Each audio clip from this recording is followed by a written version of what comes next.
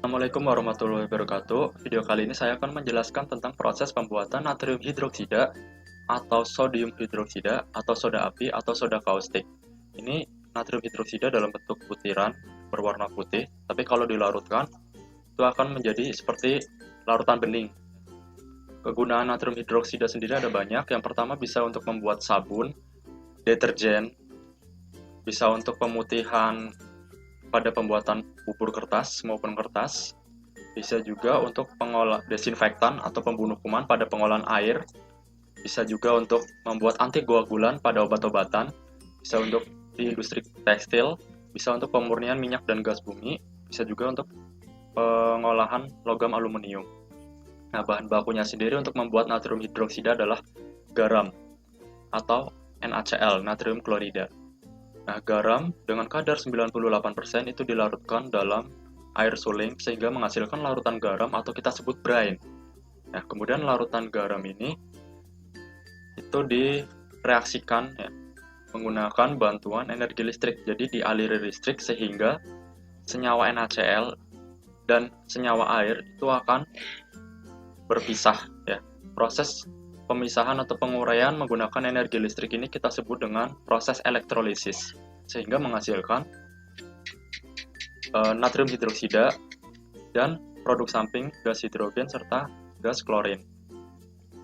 Elektrolisis sendiri di industri natrium hidroksida ada 3 cara, bisa secara diafragma, merkuri, atau sel membran.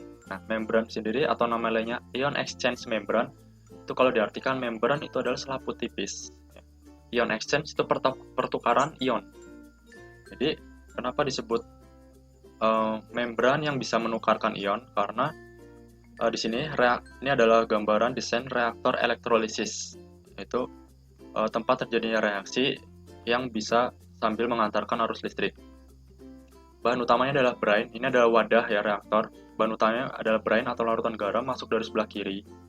Kemudian di reaktor elektrolisis ini dipasang 2 batang yang bisa mengantarkan listrik. Nah, di sini ada sebelah kiri, kalau batangnya dihubungkan dengan kutub positif, kita namakan ruang katoda.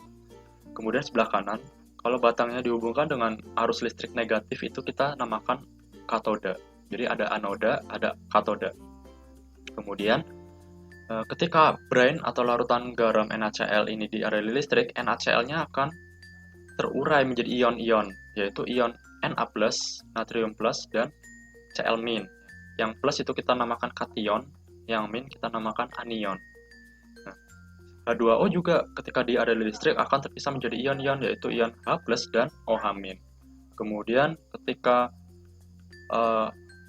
ion-ion ini saling bereaksi, tetapi tidak bisa saling bereaksi karena dibatasi oleh membran ion exchange, membran yang hanya meloloskan ion, tapi yang lolos hanya ion natrium plus. Jadi yang bereaksi adalah natrium plus aja. Nah, ketika natrium plus bereaksi dengan OH- itu akan membentuk senyawa NaOH atau soda kaustik, di mana produk NaOH keluar dari sebelah kanan.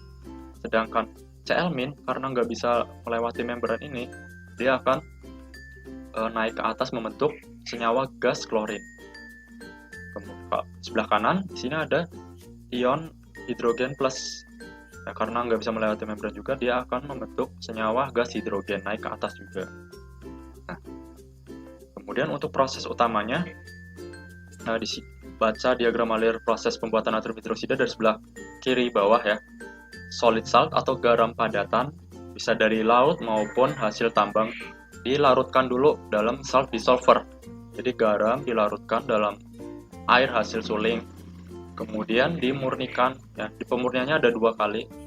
Di sini purification system dan secondary purification, atau pemurnian pertama itu adalah pengedapan.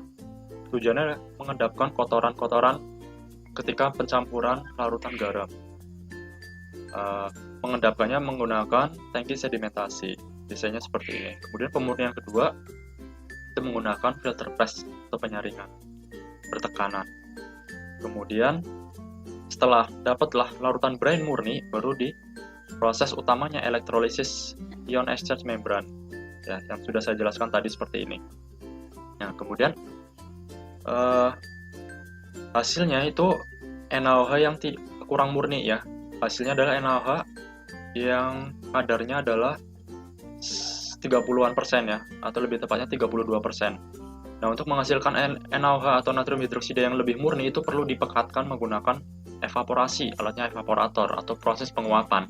Jadi NaOH 30% hasil dari proses elektrolisis tadi dimasukkan ke dalam evaporator, itu airnya akan menguap. Ya, kenapa menguap? Karena di sini evaporator dialiri dengan steam atau uap panas.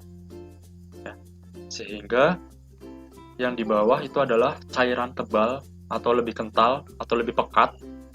Itu cairan natrium hidroksida yang kadarnya 50%. Jadi naik ya kadarnya karena sebagian airnya sudah diuapkan. Nah, NaOH ini masih 50%. Untuk menaikkan kadarnya lagi itu perlu proses pengeringan. Kemudian setelah pengeringan itu didinginkan. Nah, diagram adarnya seperti ini. Jadi ini evaporator, kemudian dapatlah caustic soda yang sudah dipekatkan. Nah, kemudian yang di atas ini apa? Ini ada power plant, ya, penghasil listrik. Terus ada transformer yang mengubah listrik dari tegangan tinggi menjadi tegangan lebih rendah. Sini ada rectifier yang mengubah arus listrik AC menjadi DC.